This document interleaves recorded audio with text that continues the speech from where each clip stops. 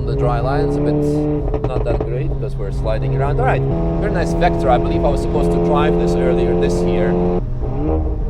I don't like overtaking on the dry line, but here we are. That's some big aero for a spoiler. Might as well close it because I've just took out the back camera. Cupra. What's the name of the model? Because in the past it was Seat Leon Cupra something, and now it's Cupra Leon VZ. Ah, so it's this Cupra Leon VZ. Awesome. 2 liters, not cylinders, and then 4 cylinders. Yes. Yeah. So it's not a VZ5. Do they even make a VZ5 of this? No, just a fermenter, I think. Nice. So stock it's like 300 something horsepower, but now it's 450. 455. Can we see anything underneath the bonnet? Or it's just like hybrid turbo, so it's intercooler. Yeah, the car is on Sport Contact 7s, and as you can see it's very wet and very cold because we're already in the off-season kind of vibes. Yeah, underneath you can see just the intake and maybe something if we use the X-ray inside the turbo. But yeah, I absolutely loved it because for me Cupra is one of the best performance bang for buck brands you can get. Number one audience of mine from US, you don't get those. I'm very sorry for you, but then again I'm also very sorry for us Europeans that we don't get many of your cool stuff, such as Cadillac, such as Corvettes, 100% Corvettes, and just simply the fact that your cars, your US made cars, have more power than our European ones, because we need to compensate for Taylor Swift selling out her album and need to do more tours, although she's tired. Said Taylor Swift. Anyway, back to the cars. Yeah, freaking loved it. I don't know what else to say. It's has modified engine, or like, yeah, the more power, different brake pads from just Brembo, but for the rest it's kind of stock, right? Stock suspension, lowering springs, but what's important is it has dynamic suspension control, or whatever it's called, a DCC thing, and you can use the dial swipe to modify the stiffness of it. So I just want to show you what I was using. Let's start the engine. What I also like about the interior a lot is, look what the traction control off button is. Big in the middle, because the car is inviting you to, beats audio, it's inviting you to be naughty. Bonjour. It should be actually hola, because it's Spanish, Cupra. But anyway, we will go to settings, and then we go to car, and then we go to driver profile, hello, and then we go to configuration, and this is where I was. So basically in comfort, pretty much, yeah, everything was in Cupra. Well, climate control, you cannot switch to Cupra, you can just go eco, whatever, so we had it. And then it was somewhere here. Actually, it was fully comfort, yeah, so you could go even softer than comfort, but I didn't want to do that. So yeah, we just drove in comfort actually for suspension settings because of the wet conditions, and you want the suspension to be soft. Yeah. Anyway, that's all I want to say. Enjoy this fantastic, phenomenal, fun lap, at least for me, and I hope for you as well. It was great. I love wet laps. I cannot wait to do some wet laps with the Civic. Cannot wait to drive the Civic at all. But today's video is about the Cupra Leon VZ. So, yeah, very wet day. The forecast was dry for today, but as you can see, it's obviously not. And I definitely absolutely love wet laps. Most of the general public, not so much, unless you do some drifting, but as you will see in a bit, drifting is not allowed. Well, earlier this morning I've done a lap for myself in my Lucid without cameras, without anything. Even the dash cam didn't have an SD card in it. Why am I laughing? Because yesterday we've done a lap with 5 people in the Lucid, and I took the lap off the SD card to find out that it didn't record sound, because I intentionally did not have like sound recordings. Don't know, part of me is paranoid, you never know. Anyway, took it off, forgot to put the SD card back inside overnight, and as I was driving to Adenau, there was a fight outside of one of the local bars. And I'm like, oh, that would have been content. Not really content, because of course in Germany, whatever you do in the public streets, you cannot really publish it. Right, back on topic. Cupra. Although it's wet, I'm super excited because I love driving cars in the wet, because that's when you feel everything, especially when it comes to the setup, how good it is, how bad it is, also when it comes to the engine, if it's too spiky in torque and performance curve. So yeah, let's see how it goes. Ahead of us is of course a Ring Taxi all-wheel drive. My car is actually flopping around, so let's put it back in the pocket where it belongs. Right, tires need to be warmed up, of course, as well.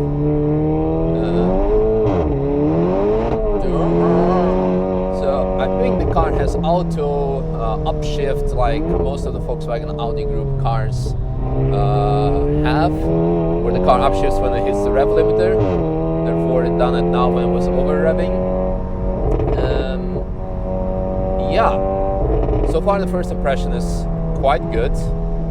Just want to get past the Ring Taxi, but that will happen eventually. We have also actually a big train of cars behind us. I hope we're not all blocking them.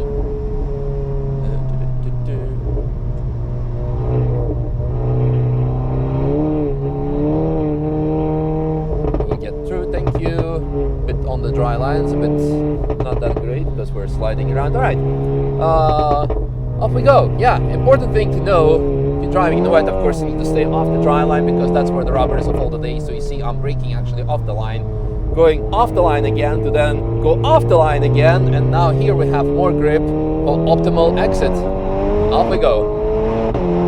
So we are on Conti 7 tires. It has also a lot of power. The very cool thing about this car is that you can change the suspension settings out of the cockpit. I mean, it's going to be a bit hard to do so while I'm in gloves, so I've put them almost completely to the soft, because in the wet you really want to have more body roll before the car starts understeering or oversteering in case of the rear axle. We have a big train of cars here. Very nice Vectra. I believe I was supposed to drive this earlier this year, so it's very, very nice. I think he's probably on semi-slicks, so yeah.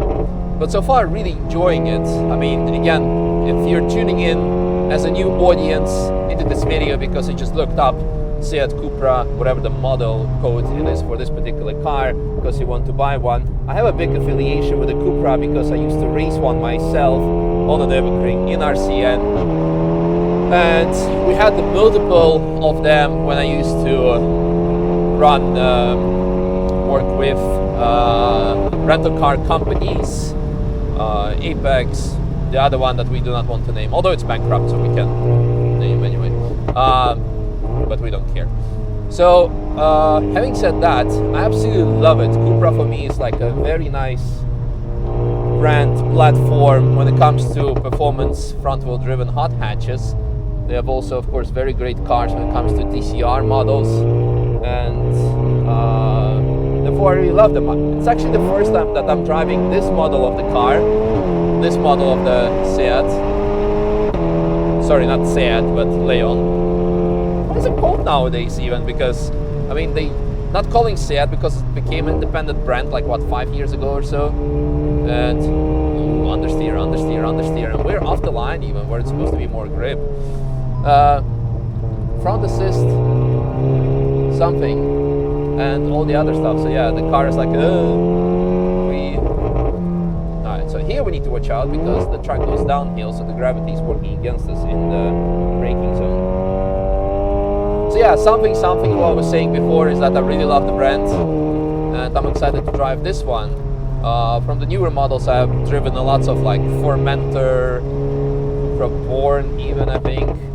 So a lot of the new models, and I all love them when it comes to like chassis dynamics. And especially now, as mentioned, because we're in the wet, driving the very wet, cold Nürburgring. I really love how the car is handling. As mentioned, I set the suspension to be quite soft. I could maybe put it a bit more hard to show you what the differences are, but at the same time I'm old more mature and responsible and do not want to do silly things. So this works for me, so I like it. So I'm gonna keep it as it is. And then maybe on some other day, some other time, we could play with settings. This is also super slippy section, one of the slippiest of the whole track. If you have seen Jaguar that we were rebuilding this year in our workshop, that's why it happened there. It wasn't me, it was a client slash owner. Just to put it out there. But yeah, I love this car. Also, we need to give a shout out to Continental, Conti 7s, because I have mostly experience with them in the dry, which is great. But as we can see, in the wet, it's also good. You might be saying like, yeah, we hear lots of wheel spin, we hear lots of that. Notchlife is the slippiest piece on earth. Except for, well, I'm not going to say anything. Let's not involve boosted borders in here. It's the slippiest piece of tarmac in the world. So therefore, any grippiest tire is still going to struggle to a certain extent. Unless you're, of course, on confidential, full-on rain slicks. But yeah, aside from that, love the way it performs in the wet as well. We have good feedback. Also in the dry. So I guess it's like what, PS5 level? So a bit of understeer and wood curve. Have to watch out slightly. But yeah, I love it overall. Here we can take the dry line because it's a new tarmac. Quite good. Speed is alright. We're like about what, 70 kph off the dry pace probably. Sorry, not 70, 30. So usually it would go like with 170 through there flat out. Maybe even faster, depends on the car and the tarmac. Use the tree as your bro because it's a bit more dry, although it's autumn, so it's not that dry as it would be otherwise. Understeer on the carousel. Yeah. Alright, so I guess let me be quiet for the remainder of the lap so I can focus on driving, you can focus on enjoying the car. Yeah, let's see what's gonna happen.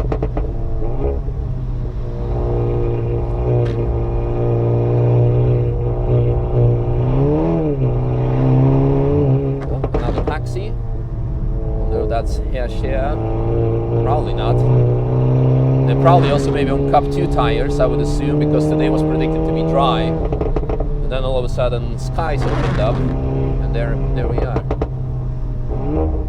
I don't like overtaking on the dry line, but here we are.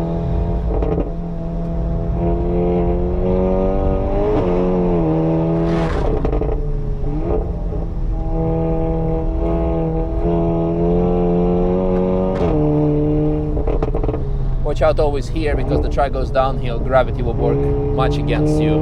The braking distance will increase massively compared to other sections in the wet. Just something to watch out for.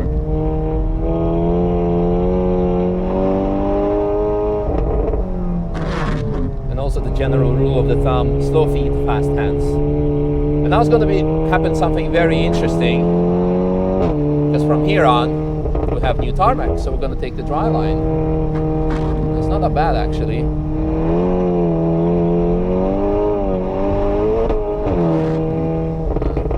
Some traffic.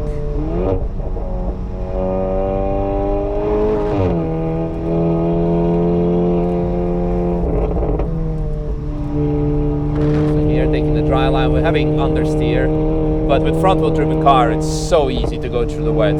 That's why I also bought the Civic myself, because I'm really looking forward to have many wet laps with the car.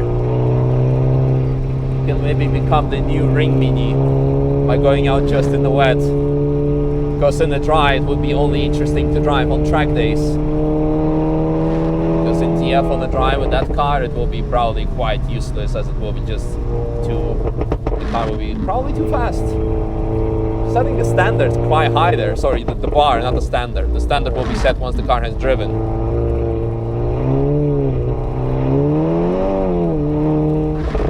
Here you want to stay on the top of the carousel, like the BMW pretty much actually.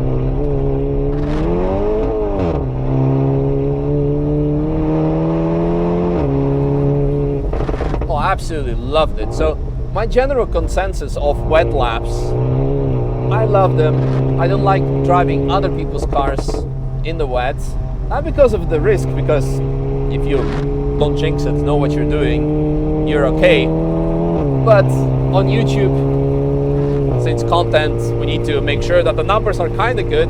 Most of the wet laps so far were not really well received, because the general public, they think like, oh, why are you driving slow? Well, because physics, you do not want to die, you know. But now as we're approaching the end of the season, I have already enough videos saved up until the start of next season, so I can actually retire. Right now we're beginning of October. So I'm still gonna do like plenty of wet laps today, just for fun, because I'm really enjoying it. And I hope you guys too. I'm sure like OGs, like a really hardcore audience that love the Nürburgring, love the laps. You would love them. So yeah, let's see what kind of other cars we have to drive for today. But that's something for other videos to happen or not to happen. About this car, big smile on my face. Absolutely loved it. Of course, it had more horsepower. The claim is 450 with the different turbo internals and of course exhaust and remap and everything and intercooler. Do we know if it actually has it? Well, no idea in the wet, because you only have just wheel spin in the wet. But for that, I don't really care, because for me, more importantly, was to see what the car would do as a chassis of itself when it comes to the new Cupra. And I absolutely loved it. I mean, the fact that we flew past everything and everyone, including much more capable cars in the wet, loved it. Loved it. Super, super loved it. Fantastic. Oh, that was a bit, yeah, big pops and bangs. Not sure if you heard it through the closed windows, but fantastic, phenomenal. Right, that's it. Let's do an intro, and yeah, then drive some more. Thanks for watching, and yeah, I'm super happy. So yeah, now let's see if some other car is gonna come, and maybe I'll go get some coffee at Ristretto. Thanks for watching. Bye.